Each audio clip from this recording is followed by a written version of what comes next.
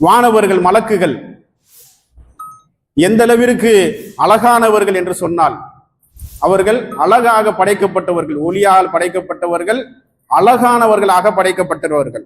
எந்த அளவிற்கு என்று சொன்னால், சூரா யூசுப் அலைஹிஸ்ஸலாம் அவர்களுடைய வரலாற்றை சொல்லி வரும் பொழுது, அவரின் மீது ஆசை கொண்ட எஜமானிய பெண்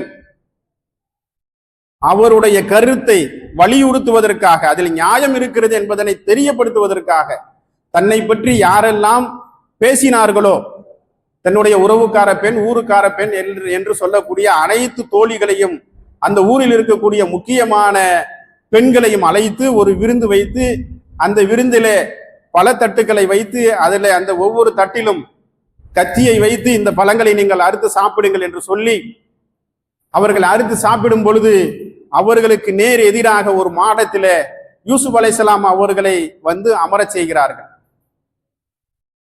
பழங்களை அறுத்து சாப்பிடக்கூடிய அந்த பெண்கள் தங்களுடைய கை விரல்களையும் கைகளையும் அறுத்துக் கொள்கிறார்கள். யூசுப் அலைஹிஸ்ஸலாம் அவர்களை பார்த்து, அந்த அளவிற்கு யூசுப் அலைஹிஸ்ஸலாம் அவர்கள் அழகாக இருந்தார்கள். அதை பார்த்து அந்த பெண்கள் சொன்ன வார்த்தையை இறைவன் சொல்லி காட்டுகிறான். மாஹாதா பசர், இந்த மனிதர் இருக்கார, இவரு மனுஷரே இல்லை, மனிதர் அல்ல.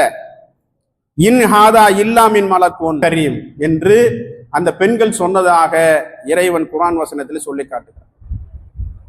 அவர் மனிதரே அல்ல, அவர் மலக்குகளில் ஒருவர் என்று சொல்லும் அளவிற்கு அவர் அழகாக இருந்தார். அப்படியானால் காலம் காலமாக ஆதம் அலைஹிஸ்ஸலாம் அவர்கள் தொட்டு நபி ஸல்லல்லாஹு அலைஹி வஸல்லம் அவர்கள் காலம் வரை அனைத்து நபிமார்கள் மூலமாகவும் முன்னோர்கள் மூலமாகவும் மலக்குமார்கள் அழகானவர்கள் என்ற கருத்து, உண்மையான கருத்து மக்கள் மத்தியிலே பிரபலியமாக மனதளவிலே பதியப்பட்டிருக்கிறது. அதனால தான் அந்த இடத்திலும் கூட அது பழமொழியாக ஆகும் அளவிற்கு இறைவன் குர்ஆன் வசனத்திலே சொல்லி காட்டும் அளவிற்கு யூசுப் அலைஹிஸ்ஸலாம் அவர்கள் அழகாக படைக்கப்பட்டிருக்கிறார்கள். அப்படியானால் இதை விடவும் எவ்வளவு பெரிய பிரம்மாண்டமான அழகுடன் படைக்கப்பட்டவர்களாக இருப்பார்கள் வானவர்கள் என்று சொல்லி இதன் மூலம் நாம் பார்க்கிறோம். முஸ்லிம்ல இடம்பெறக்கூடிய ஹதீஸ் 507வது ஹதீஸ்ல வானவர்கள் அவர்களுடைய பிரம்மாண்டமான அதிகாரமிக்க இடங்களை பற்றி குறிப்பிடும் பொழுது, நபி ஸல்லல்லாஹு அலைஹி வஸல்லம் அவர்கள் விண்ணுலக பயணத்தை பற்றி இந்த 507வது ஹதீஸ்ல நம்ம பார்ப்போம். அதுல நபி ஸல்லல்லாஹு அலைஹி வஸல்லம் அவர்களை அழைத்து கொண்டு ஜிப்ரீல் அலைஹிஸ்ஸலாம் அவர்கள் போறாங்க. ஜிப்ரீல் அலைஹிஸ்ஸலாம் போறது யார்? ஜிப்ரீல் அலைஹிஸ்ஸலாம் அவர்கள் யாரு? வானவருடைய தலைவர். 7 வானங்களை தாண்டி நபி ஸல்லல்லாஹு அலைஹி வஸல்லம் அவர்களை ஜிப்ரீல் அலைஹிஸ்ஸலாம் அவர்கள் அழைத்து சென்றாங்க. முதல் வானத்திற்கு போகும் பொழுதே அந்த வானத்தில் இருக்கக்கூடிய காவல் காக்கக்கூடிய வானவர் கேட்கிறார், நீங்க யார்? யாரை பார்த்து கேட்கிறாங்க? நபி ஸல்லல்லாஹு அலைஹி வஸல்லம் அவர்களை பார்த்து கேட்கல. விண்ணுலக வானவர்களுடைய தலைவர் ஜிப்ரீல் அலைஹிஸ்ஸலாம் அவர்களை பார்த்து அந்த வானவர் கேட்கிறார், நீங்கள் யார்? அப்போ ஜிப்ரீல் அலைஹிஸ்ஸலாம் சொல்றாங்க, நான் ஜிப்ரீல். வானவர்கள் அவர்களுக்கு கொடுக்கப்பட்ட இறைவனால் வழங்கப்பட்ட கட்டளையை யாரு எவருன்னே பார்க்கறது இல்லை. வானவரா, ஜின்னா, மனுஷனா என்று பார்க்கறது இல்லை. இறைவன் எனக்கு கட்டளை இட்டிருக்கிறான், இந்த மாதிரி கட்டளை இட்டிருக்கிறான், கேள்வி கேட்டு அனுமதி கொடுக்க வேண்டும் என்று அதன் அடிப்படையில் நான் கேட்கிறேன். ஜிப்ரீல் அலைஹிஸ்ஸலாம் கூட கோபப்படல, நான் ஜிப்ரீல் என்று அறிவுப்படுத்துறாங்க. உங்களோடு வந்திருப்பவர் யார்? முகம்மது என்று சொல்றாங்க. அவர் இறை தூதரா? ஆம், இறை தூதர். அவரையும் அழைத்து வருவதற்கு அனுமதி இருக்கிறதா? எத்தனை கேள்வி கேட்கிறாங்க பாருங்க. ஆம், அனுமதி இருக்கிறது. அப்படியானால் நீங்கள் செல்லுங்கள். அனுமதி கொடுக்கப்படுகிறது. யாரால் அனுமதி கொடுக்கப்படுகிறது? வானவரால் அனுமதி கொடுக்கப்படுகிறது. ஒவ்வொரு வானத்திற்கும் ஒவ்வொரு வானவர் அப்படி கேள்வி, இத்தனை கேள்வியையும் திரும்ப திரும்ப அத்தனை வானவரும் கேட்டாங்க. அத்தனை இடங்களிலும் ஜிப்ரீல் அலைஹிஸ்ஸலாம் அவர்கள் பதில் கூறினாங்க. கூறித்தான் நபி ஸல்லல்லாஹு அலைஹி வஸல்லம் அவர்களை அழைத்து சென்றார்கள். அந்த அளவிற்கு வானவர்கள் இறைவனால் வல்லமையும் அதிகாரமும் கொடுக்கப்பட்டவர்களாக வானவர்கள் இருக்கிறார்கள் என்பதனை இதன் மூலம் பார்க்கிறோம். வானவர்கள் அழகானவர்கள் என்பதை பார்த்தோம். அழகு இருக்கக்கூடிய இடத்துல இன்னொன்னும் முக்கியமாக இருக்கும். அது என்னவென்று சொன்னால் வெட்கம். வெட்கம், நபி ஸல்லல்லாஹு அலைஹி வஸல்லம் அவர்கள் சொல்றாங்க, வெட்கம் ஈமானின் ஒரு அங்கம். ஏனென்று சொன்னால் வெட்கம் என்பது வானவர்களுடைய குணநலன்களில் மிக முக்கியமான குணநலன். எந்த அளவிற்கு என்று சொன்னால், அன்னை ஆயிஷா ரலியல்லாஹு அன்ஹா அவர்கள் வீட்டில் இருக்கிறாங்க. அவங்க வீட்டு வேலையை பார்த்துக்கிட்டு இருக்கிறாங்க. நபி ஸல்லல்லாஹு அலைஹி வஸல்லம் அவர்கள் அமர்ந்து அவர்களுடைய வேலைகளை பார்த்து கொண்டு இருக்கிறாங்க. நம்ம வீட்டில் இருந்தோம்னா என்ன செய்வோம்? பனியனோட இருப்போம், இல்லை பனியன் இல்லாமல் இருப்போம். ஆடை அரைகுறையாக இருக்கலாம், அனுமதி அளிக்கப்பட்டதுதான், நம்ம வீட்டுக்குள்ள இருக்கிறோம். அப்படி ஆடை அரைகுறையாக நபி ஸல்லல்லாஹு அலைஹி வஸல்லம் அவர்கள் இருந்து அவங்களுடைய வேலையை பார்த்துக்கிட்டு இருக்கிறாங்க. அபூபக்கர் ரலியல்லாஹு அன்ஹு அவர்கள் வர்றாங்க, அனுமதி கேட்கப்படுகிறது. அவர்கள் உள்ளே வருவதற்கு நபி ஸல்லல்லாஹு அலைஹி வஸல்லம் அவர்கள் அனுமதி தர்றாங்க, வாங்க. வந்து உட்காந்து பேசிட்டு போயிடுறாங்க. கொஞ்ச நேரத்துல உமர் ரலியல்லாஹு அன்ஹு அவர்கள் வர்றாங்க, அனுமதி கேட்கப்படுகிறது. உமர் ரலியல்லாஹு அன்ஹு அவர்களுக்கு அனுமதி கொடுக்கப்படுகிறது. உமர் ரலியல்லாஹு அன்ஹு அவர்கள் வர்றாங்க, உட்கார்றாங்க, பேசுறாங்க, அவங்க போறாங்க. இதையெல்லாம் அன்னை ஆயிஷா ரலியல்லாஹு அன்ஹா அவர்கள் பார்த்துக்கிட்டு இருக்கிறாங்க. கொஞ்ச நேரத்துல உஸ்மான் ரலியல்லாஹு அன்ஹு அவர்கள் வர்றாங்க, அவர்களுக்கு அனுமதி கொடுக்கப்படுகிறது. அவர்களுக்கு அனுமதி உள்ள வர சொல்லுங்க அப்படின்னு சொல்லிட்டு உடனடியாக எழுந்திருத்து அவர்களுடைய ஆடை எல்லாம் சரி செய்து கொண்டு நீட்டா ஒரு நேர்த்தியாக ஆடையை சரி செய்து கொண்டு அமர்றாங்க. யாரு? நபி ஸல்லல்லாஹு அலைஹி வஸல்லம் அவர்கள் அமர்றாங்க. உஸ்மான் ரலியல்லாஹு அன்ஹு அவர்கள் வர்றாங்க, பக்கத்துல உட்கார்ந்து பேசுறாங்க, அவங்க போறாங்க. இதையெல்லாம் பார்த்து கொண்டிருந்த அன்னை ஆயிஷா ரலியல்லாஹு அன்ஹா அவர்கள் கேட்கிறாங்க, அபூபக்கர் ரலியல்லாஹு அன்ஹு அவர்கள் வந்தாங்க, உமர் ரலியல்லாஹு அன்ஹு அவர்கள் வந்தாங்க, நீங்க பாட்டுக்கு யதார்த்தமா உட்கார்ந்து தான் பேசிக்கிட்டு இருந்தீங்க.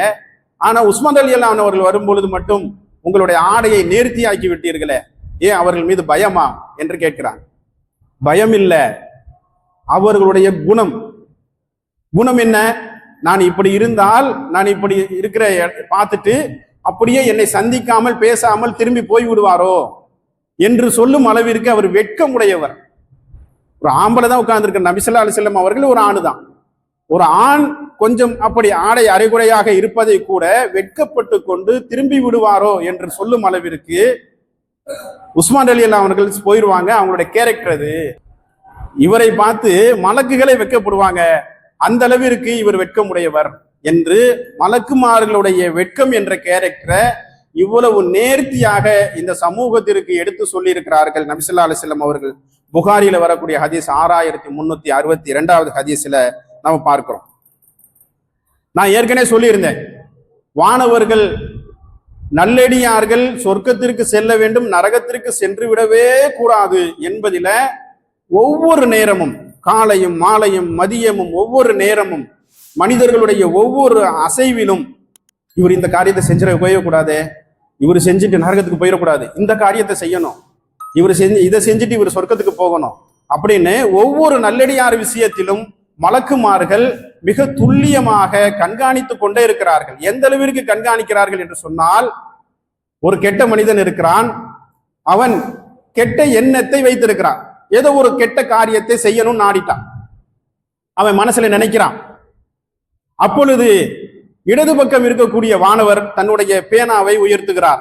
இந்த மனுஷன் என்ன செய்யறான்? கெட்ட காரியத்தை நினைச்சா, மது அருந்தணும்னு நினைச்சா, மது அருந்தக்கூடிய இடத்திற்கு போனா, தன்னுடைய நண்பர்களோடு உட்கார்ந்தான். அந்த நேரத்தில் அவனுடைய மனதிலே ஏதோ ஒரு பயம் அவனை தொற்றிக் கொண்டது. அது பிள்ளைகளை பற்றி நினைத்திருக்கலாம், மனைவியை பற்றி நினைத்திருக்கலாம், உற்றார் உறவினர் ஊரார் எப்படியெல்லாம் நம்மை ஏசுவார்கள், பேசுவார்கள், கேவலமாக நினைப்பார்கள் என்று நினைத்திருக்கலாம், அல்லது நம்ம அசிங்கமாக ஆகிவிடுவோமே, அல்லது மவுத்தாகி விடுவோமே, ஆபத்தான மவுத்து நமக்கு வந்து விடுமே என்று நினைத்திருக்கலாம், அல்லது இறைவன் மீது பயம் உண்டாயிருக்கலாம். ஏதோ ஒரு பயம் அவனுடைய மனதை தொற்றிக் கொண்டது. அவன் அந்த இடத்தை விட்டு வந்துட்டான். அப்பொழுது வலதுபுறம் இருக்கக்கூடிய வானவர் தன்னுடைய பேனாவால் அவனுக்கு நன்மையை எழுதுகிறார். தீமைக்காக எழுதுவதற்காக பேனாவை எடுத்த வானவர், இடது பக்கம் இருந்த வானவர் தன்னுடைய பேனாவை வைத்து விட்டார். அல்லாஹு அக்பர்! எவ்வளவு பெரிய, நான் சொன்னேன் இல்லையா, மனிதர்கள் நரகத்திற்கு சென்று விடவே கூடாது என்பதிலே கவனமாக இருக்கிறார்கள். எந்த அளவிற்கு என்று சொன்னால், நம்முடைய தாயை விட, நம்முடைய தந்தையை விட, பெற்றெடுத்த தாய் தந்தை, கூட பிறந்த சகோதர சகோதரிகள், உற்றார் உறவினர்கள், இரத்த பந்தங்களை விட இது நமக்கு நம்ம சாதாரணமாவே நம்முடைய சிந்தனைக்கே தோணாது. சரி, கெட்டது நினைச்சா, கெட்டது போனா, ஒன்னும் செய்யல, வந்துட்டான், அப்ப அவன் நியூட்ரல், ஒண்ணு செய்யல. எப்படி அவனுக்கு நன்மை எழுதப்பட்டுச்சு? ஏன் நன்மை எழுதப்படுகிறது என்று சொன்னால், மலக்குமார்கள் இறைவனிடத்திலே சிபாரிசு செய்கிறார்கள். கெட்டது செய்ய போனா அந்த இடத்துக்கு போயிட்டு உன் மீது கொண்ட பயத்தின் காரணமாக வந்து விட்டான், எனவே இவனுக்கு நன்மை எழுதவா என்று நன்மை எழுதுவதற்குரிய சாத்திய கூறுகளை இறைவனிடத்திலே சொல்லி அனுமதியை பெற்று அவனுக்கு நன்மை எழுதப்படுகிறது. எல்லா விதத்திலும் அவர்கள் நம்மை விட உயர்ந்தவர்கள் என்பதனை இறைவன் 7வது அத்தியாயம் 38வது வசனத்துல நம்மிடத்துல சொல்லி காட்டுகிறான். எந்த அளவிற்கு என்று சொன்னால், மறுமை நாளையில மனிதர்கள் அனைவரும் ஒன்று கூட்டி சொர்க்கமா நரகமா என்று நிர்ணயிக்கப்படக்கூடிய அந்த நேரத்தில் இறைவன் மனிதர்களுக்கு முன்னால் தோன்றுவான்.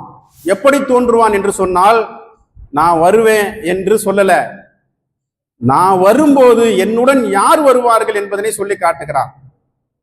யௌம யகூமு ரூஹு வல் மலாயிகத்து ஸஃபன், நான் வருவேன், எனக்கு பின்னால பெரும் படை வரும், மலக்குமார்களுடைய படை வரும் என்று தன்னுடைய பலத்தை சொல்லி காட்டுகிறான்.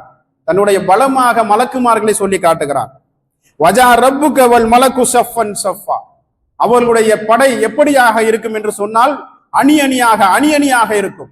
பார்ப்பதற்கு மிகவும் பிரம்மாண்டமானவர்களாக இருக்கும். நம்ம அதை பார்த்தவனே பிரம்மாண்டமா போயிடுவோம், பிரமிப்பாக இருப்போம், அதன் மீது ஆசை கொண்டு இருப்போம்.